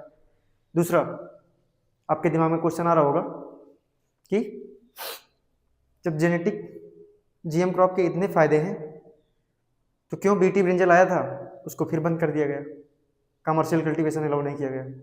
इसी तरह लगभग 25 क्रॉप्स हैं जो अंडर ट्रायल हैं, GM जेनेटिकली मॉडिफिकेशन के लिए अंडर ट्रायल 25 क्रॉप्स, लेकिन फिर भी इंडिया यूज नहीं कर रहा है। क्यों, ऐसा क्यों है भाई? तो कुछ तो निगेटिव्स होंगे ना जिस वजह से नहीं यूज कर रहा है। तो आज हम सारे इश्यूज एड्रेस करने जा रहे हैं। तो reason behind protest of GM crop in India, ठीक है। अब जैसे बीटी कॉटन आया, क्या क्या रीजन है? तो पहला रीजन है कॉमर्शियल रीजन। कॉमर्शियल रीजन डालिए, पहली हेडिंग है कॉमर्शियल रीजन। कॉमर्शियल रीजन, ठीक है। तो जब बीटी कॉटन आया तो ये हमें कौन दे रहा है? सीड्स कौन दे रहा है इसके? सीड्स इसके दे रहे हैं फॉरेनर, मतलब मॉन्सेंटो। कहाँ का? यूएसए का, इसका सीड्स दे रहा है। इसी तरह BT brinjal Monsanto USA, BT मेज मॉन्सेंटो। तो जब हम ये टेक्नोलॉजी अपना लेंगे, जीएम वाली टेक्नोलॉजी, जीएम क्रॉप की टेक्नोलॉजी जब अपना लेंगे, तो हमारा जो एग्रीकल्चर सिस्टम है, सीड्स, मेडिसिन, पेस्टिसाइड, ये सब किस पे डिपेंड करेगा? ये सब फॉरेनर्स के कंट्रोल में चला जाएगा। हमारा एग्रीकल्चरल सिस्टम फॉरेनर्स के कंट्रोल में चला जाएगा ना, सब कुछ उन्हीं के हाथों में रहेगा। तो वो महंगी सीड देंगे हमें और मनमाना पैसा वसूलेंगे, ठीक है। और जब महंगे सीड देंगे, सब कुछ उनके कंट्रोल में हो जाएगा। एग्रीकल्चर में सबसे ज़्यादा लोग काम करते हैं, जो सारे लोग उन्हीं के कंट्रोल में हो जाएंगे। तो ये इसको क्या कहेंगे? इसको एक नया टर्म आ जाएगा, नियो कोलोनिज्म। नियो कोलोनिज्म, ठीक है, नियो कोलोनिज्म इसको बोलेंगे, ठीक है। तो ये सारे चुनौतियां आएंगी। हमारा एग्रीकल्चर सिस्टम दूसरों मतलब फॉरेनर्स के हाथ में जा सकता है, नियो कोलोनिज्म, राइट। इसमें पहला पॉइंट लिखिए, dependency on multinational companies for seeds. Commercial reason है, dependency on multinational companies for seed. तो जब यही सब जब हो रहा था, मतलब एक्सेप्ट कर रहे थे, तो कुछ प्रोटेस्ट कुछ लोग कर देते हैं, ठीक है। जो भी बुद्धिजीवी होते हैं, इंटेलेक्चुअल्स, वो क्या करते हैं? प्रोटेस्ट शुरू कर देते हैं कि आप क्या कर रहे हो, ये अपना कंट्रोल दूसरों के हाथों में दे रहे हो ना, नियो कोलोनिज्म, राइट। पहला पॉइंट लिख लिया ना, dependency on multinational companies for seeds. Commercial reason हम पढ़ रहे हैं अभी। दूसरा पॉइंट लिखिए, it might increase the cost of farming. It might increase the cost of farming for small and marginal farmers. For small and marginal farmers. तो जो ज़्यादा महंगे बीज होंगे, सिंचाई भी होगी, ज़्यादा खाद भी पड़ेगी इन सब में, तो जो छोटे किसान हैं उनका क्या होगा? बड़े किसानों को कोई असर नहीं पड़ने वाला, उनकी तो पैदावार बढ़ेगी, उनको तो प्रॉफिट होगा। लेकिन छोटे किसान का क्या होगा?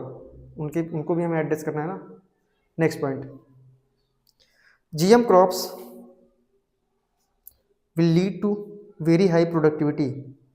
GM crops will lead to very high productivity, which may create problem related to storage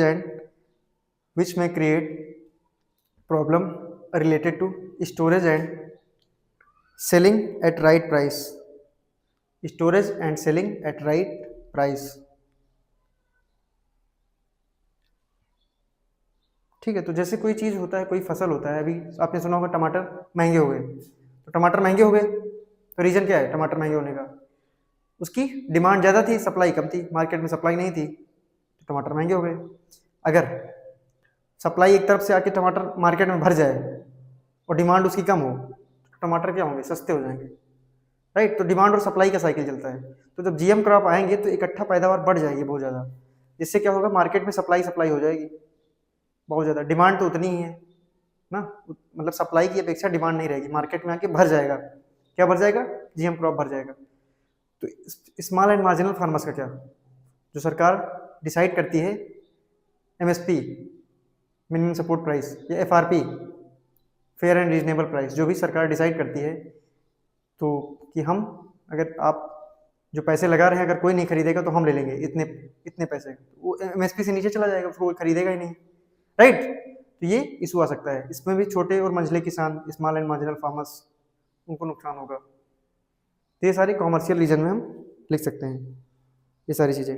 तो ये फार्मर अनफ्रेंडली हो सकता है, फार्मर अनफ्रेंडली, ठीक। डिमांड सप्लाई रीजन, क्या demand supply reason, farmer unfriendly हो सकता है। तो कॉमर्शियल रीजन हमने पढ़ लिया। अगली हेडिंग है इन्वायरमेंटल रीजन। Environmental reason.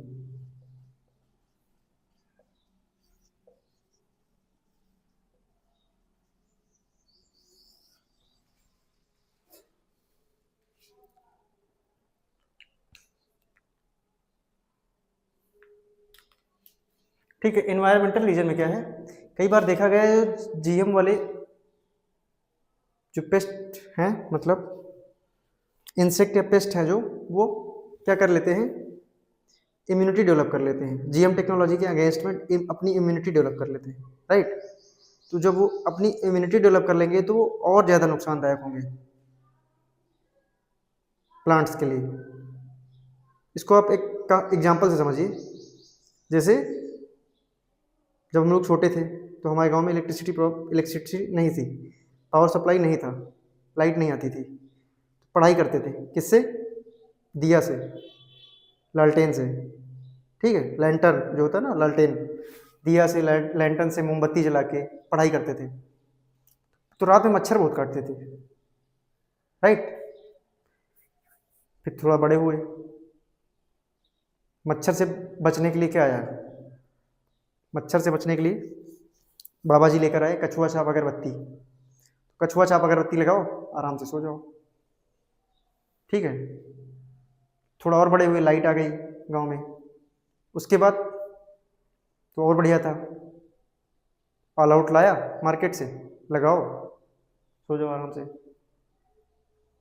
लेकिन जब कल मेरी आंखें ऑल आउट पे पड़ी तो मैं तो दंग रह गया।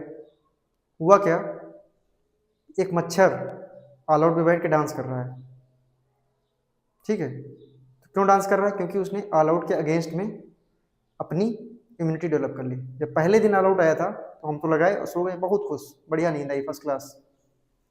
लेकिन धीरे धीरे मच्छर ने क्या किया, ऑल आउट के अगेंस्ट में अपनी इम्यूनिटी डेवलप कर ली और मरना, मतलब उस पर कोई असर ही नहीं हो रहा, वो मरे ही ना ऑल आउट से। तो ऑल आउट प्रो आया उसके अगेंस्ट में, तो उसमें भी इम्यूनिटी डेवलप कर ली, तो प्रो मैक्स आया, राइट। इसी तरह वर्जन चेंज होते गए, इम्यूनिटी डेवलप कर ली। और मैं अभी प्रो मैक्स यूज कर रहा हूँ, आईफोन प्रो मैक्स नहीं, ऑल आउट प्रो मैक्स। तो लगाया ऑल आउट प्रो मैक्स, लगाया रूम में अपने, और उस पर कल देखा मच्छर बैठ के डांस कर रहा है। तो वो मुझे चैलेंज दे रहा था, अब क्या करोगे तुम बताओ, मैं तो काटूंगा, मैं तो काट के ही रहूंगा। तो क्यों दे रहा है, क्योंकि उसने अपनी इम्यूनिटी डेवलप कर ली, ठीक है। तो बहुत सारे ऐसे इंसेक्ट होते हैं जो बीटी टेक्नोलॉजी के अगेंस्ट में अपनी इम्यूनिटी डेवलप कर लिए, तो वो तो और ज़्यादा नुकसान पहुंचाएंगे प्लांट्स को, ठीक है। तो ये है क्या, मतलब कि पेस्ट रेजिस्टेंस हो जाते हैं बहुत सारे प्लांट्स। तो इसमें लिखिए अपना, बहुत सारे पेस्ट जो हैं वो बीटी टेक्नोलॉजी को नहीं मानते हैं, कहते हैं हम तो आक्रमण करेंगे ही करेंगे। अगला पॉइंट लिखिए, the insect pest may develop resistance against BT technology, ठीक है। तो ये गुजरात के 4 जिलों में हो चुका है। जो बीटी कॉटन वाली टेक्नोलॉजी थी उसमें BT cotton plant was attacked by bollworm, ठीक है। तो क्यों ऐसा हुआ, क्योंकि उन्होंने पेस्ट डेवलप कर लिया, तो उसका हमें वर्जन चेंज करना पड़ेगा, बॉलवर्म 1 लाना पड़ेगा, बॉलवर्म 2 लाना पड़ेगा, राइट। तो ये है पहला नुकसान इन्वायरमेंटल रीजन में। सॉरी, इन्वायरमेंटल रीजन हम यार गलत लिख रहे हैं थोड़ा, ये रीजन तो वो वाला होगा ना, अक्सर में टाइम ज़्यादा हो गया ना, और मैं पहली बार इतनी लंबी क्लास ले रहा हूँ, और कैमरे के सामने क्लास लेना, क्लास में रूम में कोई नहीं है, मतलब कई बार तो भूल जाते हैं क्या पढ़ा रहे हैं। थोड़ा चैलेंज होता है, चैलेंजिंग टास्क होता है ना, क्योंकि एकदम नीरस बनी हुई है। लेकिन चलो ठीक है, लंबी क्लास है तो ले रहे हैं। कॉमर्शियल रीजन होगा, ठीक है, इन्वायरमेंटल रीजन होगा, right.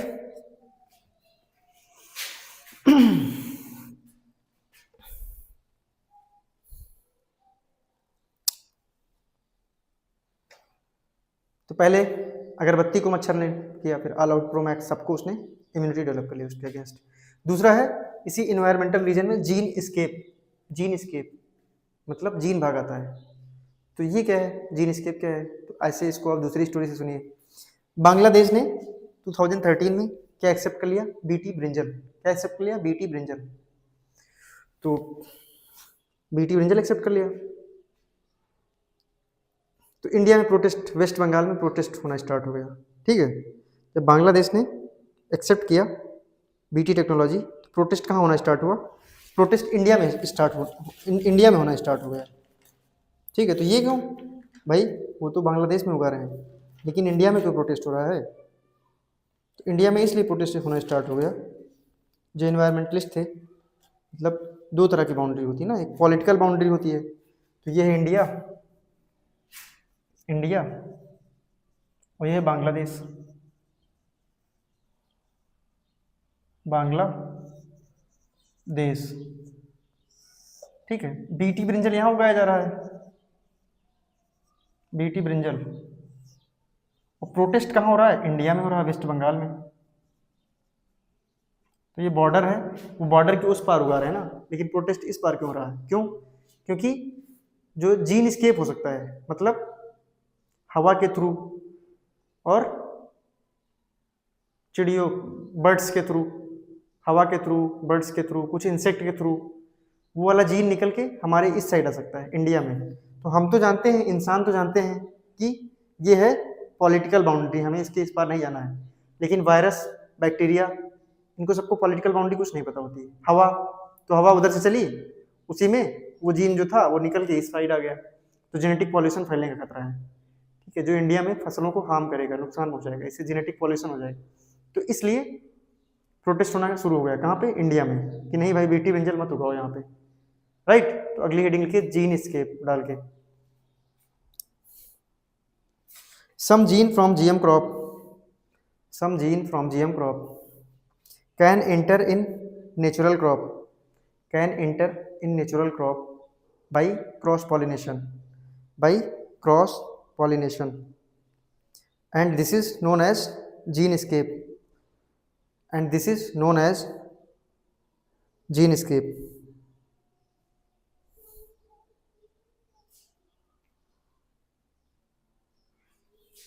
which may lead to genetic pollution, which may lead to genetic pollution.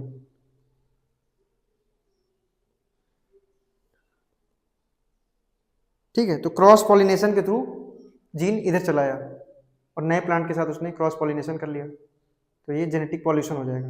Right, क्योंकि वो जो जीन आ रहा है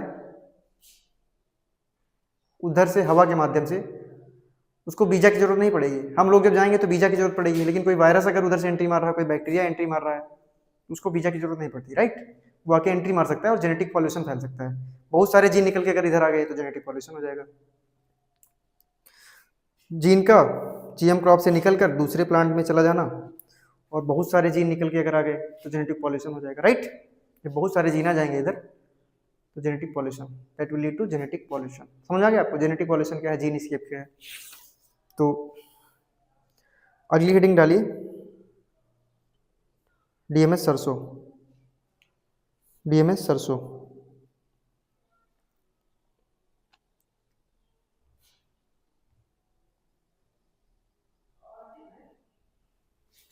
डीएमएस सरसों, तो डीएमएस सरसों जब टेस्टिंग करी जा रही है, डीएमएस सरसों मतलब डीएमएस सरसों का डीएमएच मस्टर्ड डालिए, डीएमएच मस्टर्ड, डीएमएच 11 मस्टर्ड जो है, तो उसमें कौन सा जीन होता था?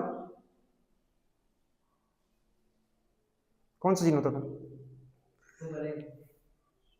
उसमें? कौन सा जीन होता था?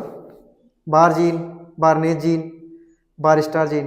राइट, तो जो बार जीन था वो ग्लूकोसाइनेट रेजिस्टेंट था, बार जीन, और जो बार जीन ग्लूकोसाइनेट रेजिस्टेंट था, तो मान लीजिए वो आके किस में पड़ गया? वो आके इसके साथ मिल गया, वीड के साथ मिल गया। हम डीएमएच 11 पढ़ रहे हैं, डीएमएच 11, डीएमएच 11 में एक बार जीन हुआ करता था। बार जीन का क्या काम था? बार जीन का काम था ग्लूकोसाइनेट रेजिस्टेंस था, ग्लूकोसाइनेट रेजिस्टेंस था। ठीक है, तो अगर वही बार जीन, अगर वही बार जीन किसके साथ मिल जाए? वीट के साथ मिल जाए, तो जब वीट के साथ मिल जाएगा तो क्या होगा, वो तो ग्लूकोसाइनेट रेजिस्टेंस हो जाएगा, वीड ग्लूकोसाइनेट रेजिस्टेंस हो जाएगा, राइट। वीड क्या हो जाएगा, ग्लूकोसाइनेट रेजिस्टेंस हो जाएगा, तो इससे नुकसान होगा। इसी तरह जब DMH11 का ट्रायल चल रहा था तो देखा गया कई जगह मधुमक्खियां मर गई, हनी भी आसपास ना, मधुमक्खी होती है, जाती है फूलों पे, वहां पे रस लेके आती है, फिर अपना शहद बनाती है, राइट। तो देखा गया आसपास के एरिया में मधुमक्खियां मर गई, तो ये भी एक दिक्कत है, ठीक है। तो इसका प्रॉपर इवेल्युएशन करके ही हमें यूज करना होगा। तो इसमें अगला पॉइंट लिखिए आप, क्या है, GM मस्टर्ड या फिर DMH11।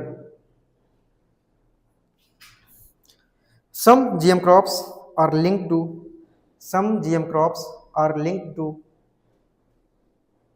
decreasing population of insect around it. For example, declining in honeybee population has been suggested in field trial of DMH11. Declining in honeybee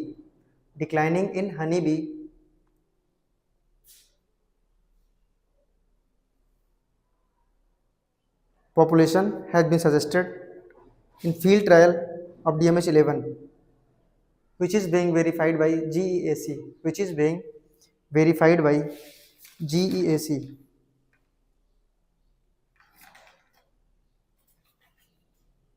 ठीक है, तो नेक्स्ट हेडिंग डाल लीजिए, हेल्थ रिलेटेड रीजन।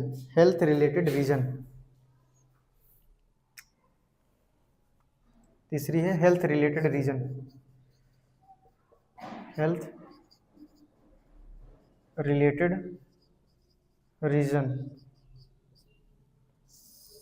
ठीक है, heading डाल लीजिए, health related reason.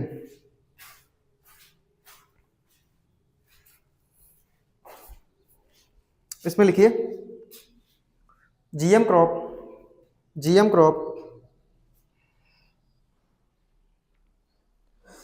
may have some extra chemical or protein. GM crop may have some extra chemical or protein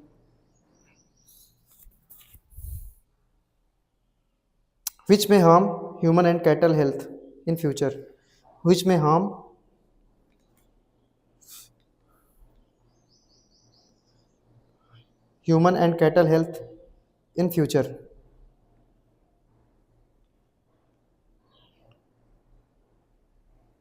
ठीक है, तो ह्यूमन हेल्थ को कैसे हार्म करेंगे, क्योंकि ह्यूमन तो फल खाएगा उसका, किसका, प्लांट्स का, और कैटल घास खाएंगे, ठीक है, पत्ते खाएंगे उसके, राइट।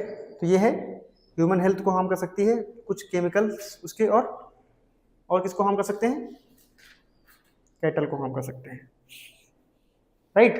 जब कैटल ने खा लिया पत्ते, किसी GM क्रॉप के पत्ते खा लिया कैटल ने, कैटल को नुकसान करेगा, हम उसका दूध पिएंगे, हमें भी नुकसान करेगा, राइट। कुछ केमिकल एक्स्ट्रा हो सकते हैं, लेकिन तो क्या करें हम, बताइए, क्या यूज ना करें? अगर हमने इतने सारे फायदे देखे हैं,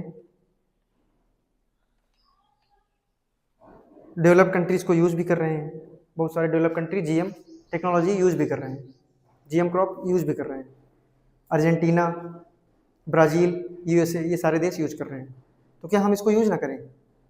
आप बताइए, हमें यूज तो करना है, क्यों?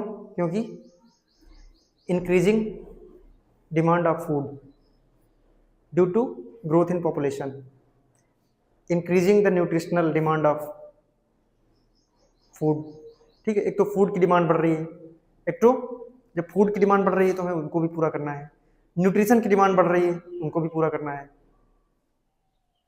और लगातार पॉपुलेशन बढ़ रही है जिससे एग्रीकल्चरल लैंड कम हो रहा है, लेकिन फूड तो हमें सबको देना है, तो हमें GM क्रॉप अपनाना ही पड़ेगा, राइट। तो जब इतने सारे समस्याएं हैं तो इनका एक वे आउट क्या है, GM क्रॉप ही है। पॉपुलेशन बढ़ रही है, न्यूट्रिशनल वैल्यू देना है, क्वालिटी फूड देना है, एग्रीकल्चरल लैंड की कमी हो रही है, और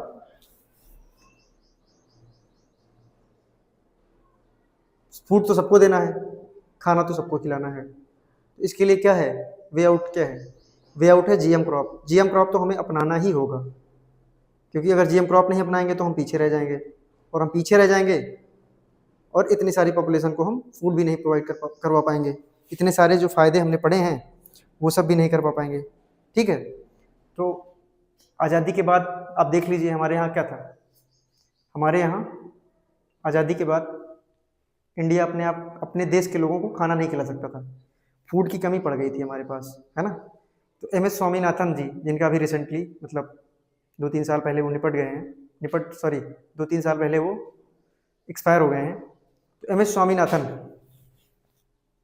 निपटना क्या, हमारी लोकल साइड मतलब लोकल लैंग्वेज में अवधी है, हमारी लोकल लैंग्वेज, तो अवधी में निपटना बोल देते हैं। ठीक है, तो आप अदरवाइज नहीं लीजिएगा, काफ़ी ज़्यादा रिस्पेक्ट है उनके लिए, एम.एस. स्वामीनाथन जी के लिए। उन्होंने ग्रीन रिवॉल्यूशन के जनक उनको कहा जाता है ना, father of green revolution in India, M S. Swaminathan. तो जब आज़ादी के बाद इंडिया में फूड की कमी पड़ गई थी, अपने लोगों को खाना नहीं खिला पा रहा था देश के पास इतना ज़्यादा अनाज नहीं था। तो एम.एस. स्वामीनाथन जी के प्रयासों से क्या हुआ, एम.एस. स्वामीनाथन जी के प्रयासों से हरित क्रांति हुई थी, ग्रीन रिवॉल्यूशन। क्या हुआ था, ग्रीन रिवॉल्यूशन हुआ था, ग्रीन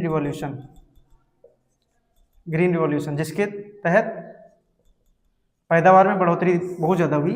हम लोग अपनी ज़रूरत के हिसाब से पौधे मतलब ज़रूरत के हिसाब से अनाज उगाना शुरू कर दिए। ठीक है, तो हुआ क्या,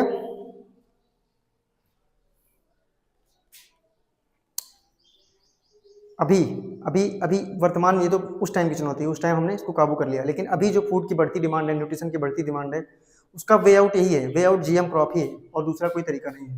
राइट, तो हमें वो ग्रीन रिवॉल्यूशन 3 और GM crop can be green revolution 2, वो पहली ग्रीन रिवॉल्यूशन थी, और जीएम क्रॉप को हम दूसरी ग्रीन रिवॉल्यूशन के तौर पे हमें देखना होगा, और साथ ही हमें जीएम टेक्नोलॉजी अपनानी होगी प्रॉपर इवैल्यूएशन एंड टेस्टिंग के बाद। राइट, तो अगली लाइन लिखिए, reason behind protest must be verified, reason behind protest must be verified. After verification the way out must be there, because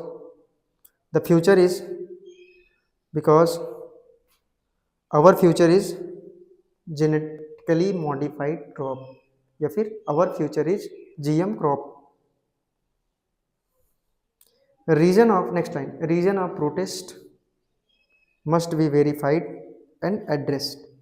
ठीक है, तो वे आउट आपको निकालना होगा ना, यूपीएससी में आपकी स्मार्टनेस के साथ साथ एक तरीका आप क्या निकाल रहे हैं, राइट, वो भी देखते हैं।